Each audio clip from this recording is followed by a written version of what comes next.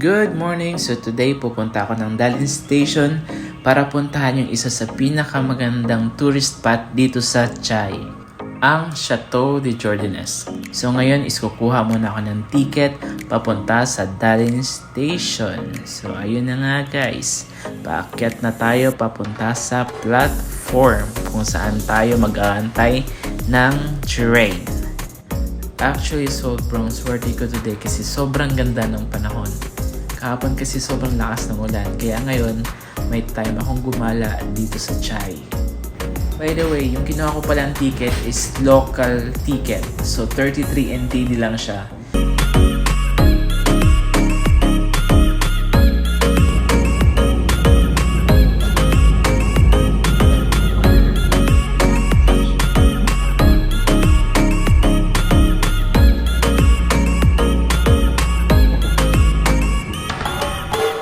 Finally, nandito na tayo ngayon sa Dalian Station. So, yung biyahe pala guys, nasa 10 to 15 minutes lang. So, sobrang lapit lang sa Chiayi City. Kaya kung gusto nyo pumunta dito, mas okay kung mag-train na lang kayo. Kasi aside sa mura lang siya, mabilis pa rin naman ang biyahe kahit papano. So, ngayon palabas na tayo ng platform.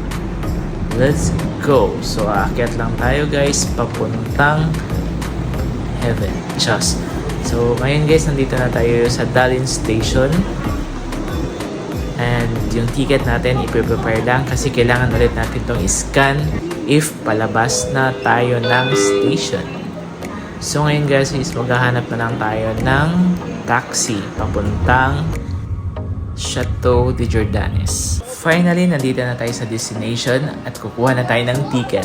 So, yung ticket pala guys, nagre-range ng 200 para sa adult, 100 if group kayo, at saka 100 to 150 naman kung students kayo or may mga discount coupon kayo.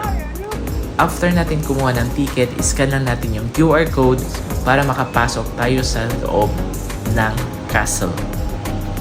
Finally, nakapasok na ako dito sa loob at sobrang na-amaze ako kasi sobrang ganda dito sa loob. So, pinaka main entrance lang ito, wala pa tayo sa pinaka loob. Pero sa ngayon, itutour ko muna kayo dito sa pinaka-entrance nila.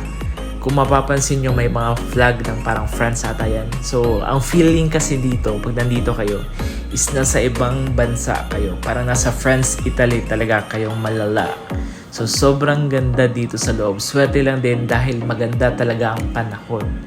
So, ngayon guys, iikot ko muna kayo dito sa pinaka-entrance nila. So, i-flex ko lang ng konti lang. So, meron silang fountain. And talagang sobrang ganda dito. Sobrang linis.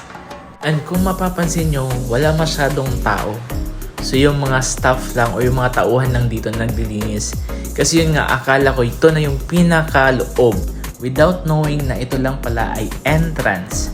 Pero kung mapapansin nyo guys, kahit entrance lang, sobrang ganda na. How much more dun sa pinakaloob ng castle nila.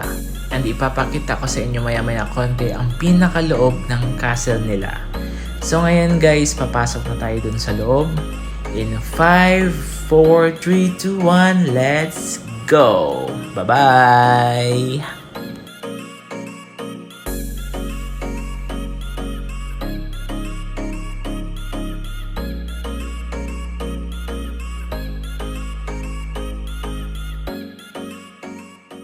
So ngayon, papasok na tayo sa pinaka-castle entrance nila.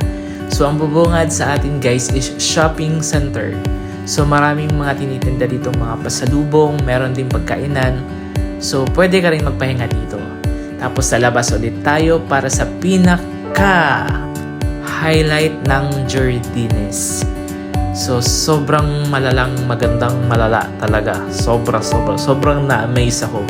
Aside sa sobrang linis ng lugar, makikita mo yung pinaka-details ng bawat gusali, bawat building nila. So, ngayon guys, ipapasyal ko kayo ngayon dito sa Chateau de Jordanes. So, ipapakita ko sa inyo yung pinaka-highlight ng lugar nila o pinaka-highlight ng castle nila. So, worth it yung binayad nating 200 kasi sobrang ganda. So, pwede tayong mag-picture, pwede tayong mag-video dito.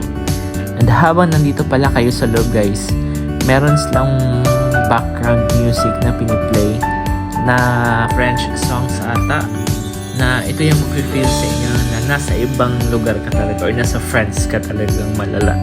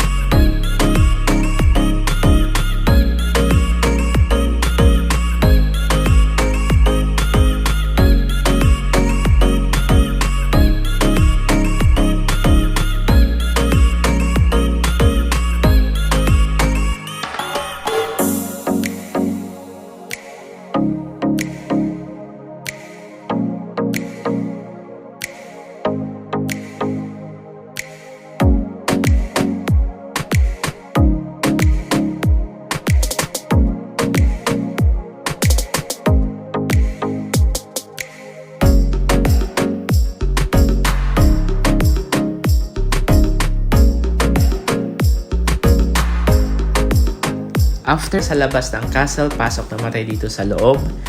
So, ibang area naman to ng castle. So, dito naman sa area na to, may mga parang mga display.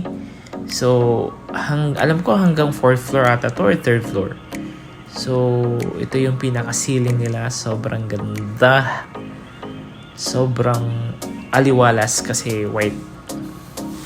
And then, yun, meron ding ano dito, kainan sa loob. So, ito yung Chateau de Jardine. So, pwede tayong kumain dito. So, dyan sa may unahan, guys, ano pala yan? Restaurant at saka mga bilihan din ng mga souvenir shop. So, yan. Sobrang gandang malala. And then, labas naman tayo. Babalik tayo doon sa labas. So, ito naman is ibang way naman siya. So, ang labas nito is doon din sa pinaka loob ng castle din. So, boom. Sobrang ganda. So, if i-rate ko to guys, 1 out of 10, siguro I would say 10 out of 10.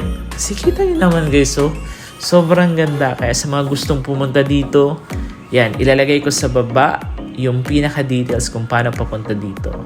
So, sa ngayon, bye-bye muna and see you next time. So, thank you sa mga nanonood and bye-bye!